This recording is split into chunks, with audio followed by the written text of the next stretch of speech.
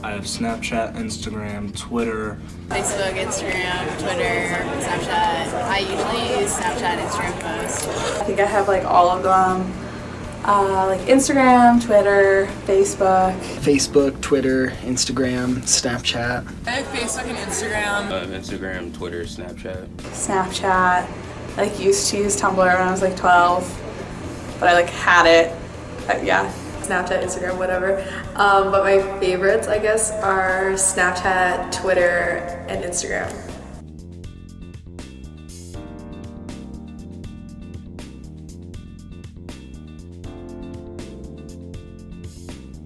Social media has changed the landscape of public relations.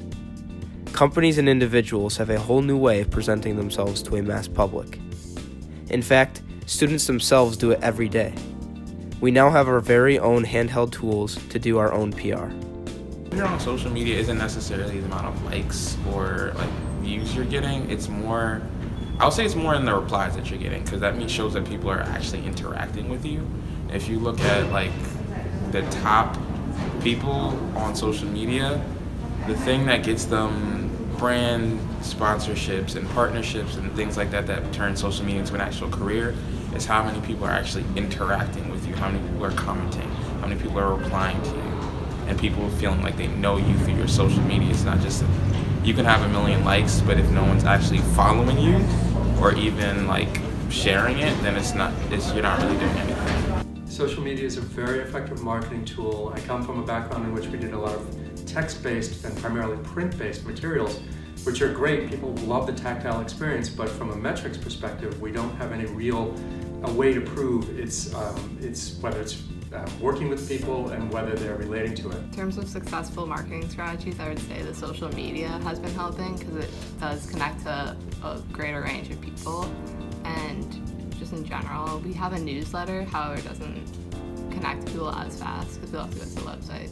So we are currently transitioning from a very text-based environment to using more video and photo, but we have a variety of tools we use. So we have paid search advertising with Google.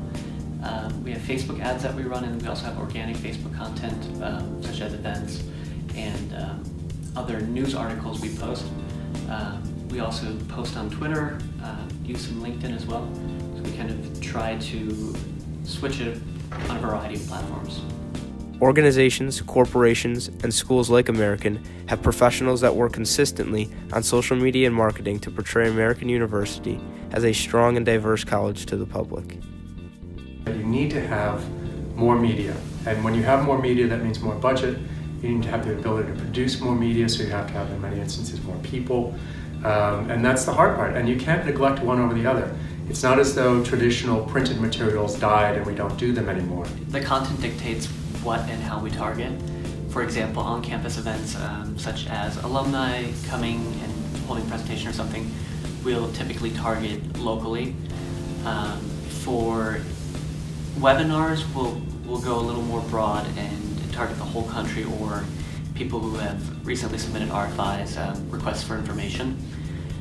In terms of age, we don't narrow too tightly, but for specific graduate recruiting events, we'll try to find people who are coming just out of undergrad, which will be a fairly narrow range. The things that are most important are being consistent and giving students a voice and having creativity in what we do. So those would be the two main points of success for our marketing strategy. Over time, as they engage with our content, we can track what is successful and what isn't, and which people come back and engage with us more regularly.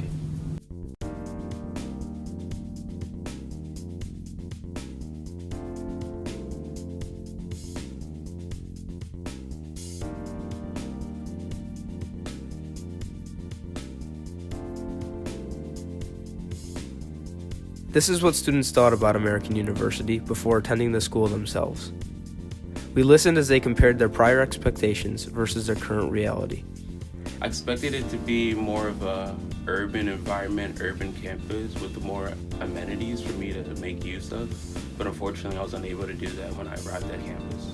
I guess if you really delve into what AU is, the students kind of live up to that expectation, but I think everyone here is kind of off themselves and super career oriented. And so is advertising kind of like deceiving? Like yeah, a little bit, yeah. I thought like AU was gonna be like a really like nerdy school. Like everyone's gonna be like career driven, very interested in like politics in DC and stuff like that. And like a part of that is true, and like I feel like that is like a majority of the people here. Not a majority, okay, a good part. But I think there's also like you'll find there's people like a really broad sense of there's people who are into art, there are people that are into music, and it's not just SIS kids, and it's not just kids who are like trying to work in the government and stuff like that. So it's about the exact same as what I expected, actually. I knew that it was a very politically driven school, and I knew everyone here was big on politics and stuff like that, but it's exactly as I expected. They only talk about the stuff that's going to be finished. Like East Quad was going to be finished by the time we came here, and then not East Quad, East Campus is going to be finished by the time we came here, and then it wasn't. Everyone that I knew that had gone to American had transferred out, so I was really nervous that I would want to transfer, and that's like stuck with me. Some said that their experience is just what they expected. Some said they were misled. But why did they think this? In my own personal opinion, I think marketing today is harder than it was 5, 10, 20 years ago because there's so many new platforms now to reach a community or a group of people that it's kind of like a constant competition between different mediums. So in terms of reaching people, yes, it's easy to reach people. However, there's so many more sources and gaining information, it's hard to also see where there's a difference between fact and opinion. Now we have real metrics that can enable us to see what the return on investment is. But it's a double-edged sword. The other aspect that you have to keep in mind is you must be truthful, you must be accurate in describing what product you're offering. Because if you're not, you'll be held accountable in a very public way, and that can have very serious negative consequences. They have like so many things that like could really help them, like especially like the location, like the campus, like when it doesn't have construction, is like beautiful, and just like the internship and job opportunities are like unparalleled. Like I would not get that at like any school in Boston.